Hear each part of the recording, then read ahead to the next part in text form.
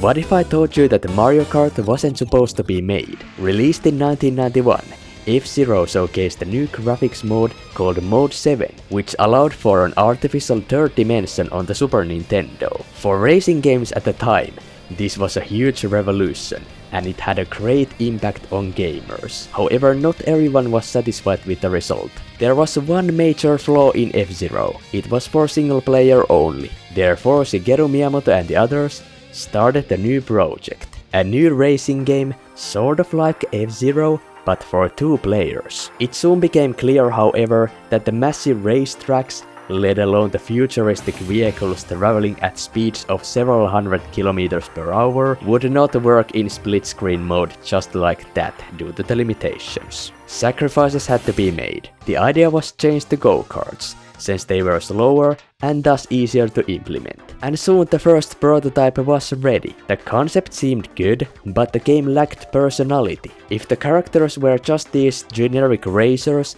the game would probably look quite boring. This is where Mario came into the picture, and Super Mario Kart was born. The most popular Nintendo characters racing on colorful racetracks was a recipe for a hit. But Super Mario Kart wasn't just about racing, it was about having fun. And what better way to have fun than throwing banana peels on the road and thunder cells at other racers, or shrinking them with your own thunder cloud. These would for sure be against the rules in any traditional motorsport. Now for the first time you were allowed to do exactly what usually should be forbidden for safety reasons: sabotage other drivers. In a few years it would become its own subgenre. The game offered many great moments and joy to the whole family or group of friends, with a bunch of different environments you might have come across in Super Mario World, culminating in a super difficult narrow platform built from glowing rainbow-colored tiles, floating in a night sky. Slopes or any significant constructions higher than a piece of paper were still distant dreams. But even though the courses are mostly rather flat, there are a lot of challenging curves, pipes and worms to avoid, ramps and speed boosts, to keep it interesting. I am however quite sure that if you genuinely think that the game is everything you could ask for, and the controls are excellent, you must have played this as a child. Otherwise it's hard to get used to driving, because while it may look easy, you'd be surprised by how much nerve it takes.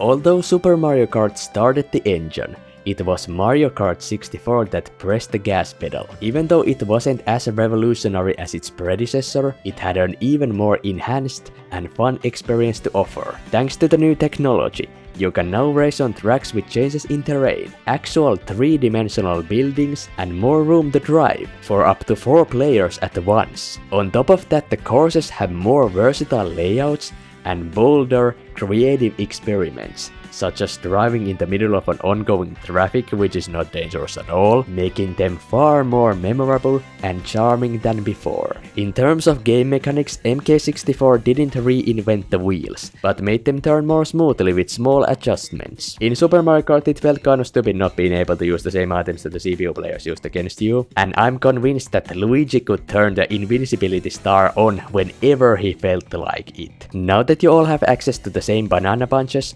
golden speed mushrooms, and fake item boxes that look exactly the same as the real ones, everyone is happy. Perhaps the biggest issue in this game is this: the controls are of course significantly more advanced and easier than in Super Mario Kart. And a very important addition is a mini turbo you can get from drifting. It's not very powerful, but it's satisfying to master. However, it does require some learning, and sometimes it can go horribly wrong. If you change the direction too quickly, you might spin out. And then there are the walls. They are full of glitches, and if you drive into them, you'll get easily stuck in them. Driving into any obstacles is not recommended, and neither is falling into lava, water, or especially ice cold water. Yoshi Valley is also quite legendary in that sense. If just possible, avoid falling at all cost.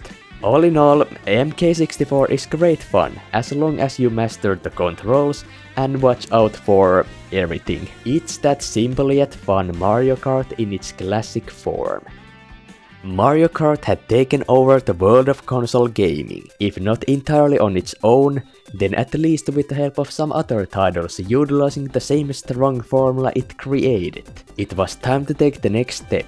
But what would it be? Well, what if Mario Kart was portable? What if you could take it with you everywhere? It might even be possible on the new handheld Game Boy Advance. While Mario Kart Super Circuit might not have been quite as significant a revolution as SMK or MK64, it was successful. But on the other hand, it was used to play for a time, because the teaser of the new Mario Kart game for GameCube made the fans cheer with excitement, even though not a single second of actual gameplay footage was shown. This goes to show how many enthusiastic fans the series had gathered. But regardless, the game was able to exceed their expectations. The Mario Kart game for the GameCube had two major goals. 1. Make the gameplay more beginner friendly.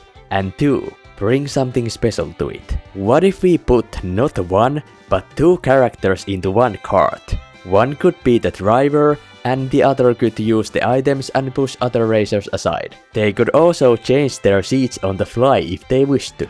This led to Double Dash. So how exactly is this easier than before? The process of one of the most important actions has been simplified. Press down the trigger and move the analog stick at the same time, and you're already drifting. The feel has not been this soft and effortless before. Of course, controlling takes some getting used to at first, but from now on, you won't have to worry about spinning out for no reason ever again. And as you can see, you can no longer jump, nor do you need to. Therefore you can do mini turbos non-stop, which is why the motion is constantly super fast and slippery. I would even go as far as to say the slipperiest in the history of the sport. There appears to be little to no grip in the tires, and I suppose because of that, the challenge has increased, maybe even by accident. But you know what? I don't care, because it supports the nature of the game. You feel the sense of danger everywhere you go. Now the so-called racetracks would for sure be completely unsuitable in real life. Safety has never been the #1 priority, but now it seems to have raced out of hands completely. I mean, whose idea was to hold a go-kart race during a cruise? And then all of a sudden we are in the middle of a jungle among dinosaurs. And the fun doesn't end here. Now you can choose the best looking vehicle from several options, which have different stats determined by the character's weight classes. Lighter karts move more slowly but with higher accelerations, while heavier karts move faster with low acceleration, and can also push the smaller ones out of their way. It also matters who you choose for your team, because each pair of characters has their own exclusive special items. If some monkeys, the Royals of the Koopas, and a couple of plumbers compete against each other, you can be sure that you have to avoid massive banana peels, destructive Bowser shells, and fireballs all the time. Then there is a pretty solid battle mode full of constant bombing. The signature chaos of the game is underlined by playfully vibrant music. The visual appearance is timeless. There is the constant ongoing flow that even lightning strikes or banana peels can't slow down. How could I not love this? Double Dash is not just one Mario Kart among the others. It's a unique racing game with a wild energy that nothing has been able to beat. Except, it was finally time to make the dreams come true. Nintendo DS was the first handheld to handle truly three-dimensional roads, which millions of people around the world could now race on together. The Nintendo Wi-Fi feature in Mario Kart DS was revolutionary. Not only was it an exotic experience for the time, but it also made the online multiplayer more approachable for casual gamers than ever before. It was certainly not without its problems, and you'd have to put effort into getting in. But even though the racing was sometimes a bit slow and laggy, it was the best quality available at the moment. If the ones I just mentioned don't count, there is really nothing groundbreaking about the game. It's as generic Mario Kart as it gets. But still, it's one of my favorites. You might think it's only due to nostalgia, but that's not actually the case. Mario Kart DS might not look like much, but it has everything you need. Controls that wouldn't be an over-exaggeration to describe as flawless, despite the thumb cramps. A surprisingly challenging and strategic battle mode where you can fight against CPU players and you all have a limited number of balloons, in other words, something to lose. And a brand new mission mode where you complete some unusual challenges. They can be like drive through these gates, collect all the coins, drift so and so many times, destroy all the enemies, or drive a small section backwards. Then there are even bosses. Yes, bosses in a Mario Kart game. Oh, and also you get to play as many courses as you want in a random order, which is super cool because it makes the tournaments far more unpredictable. And of course, there is once again a nice selection of tracks. 16 of them were taken from the previous entries to make the latest iteration feel more familiar to the old school fans. And the rest of them are brand new. Whether it's Bowser's airship or Peach's massive garden, there is no shortage of imagination. I mean, in what other courses do you drive inside a clock mechanism? And how many times have you witnessed someone playing pinball while 8 people are racing inside the cabinet? And okay, I'll admit, maybe this game appeals to my nostalgia a little. It has these nice rough graphics, pleasant colors, and a very Nintendo-like soundtrack, which is a little on the edge of being too childish.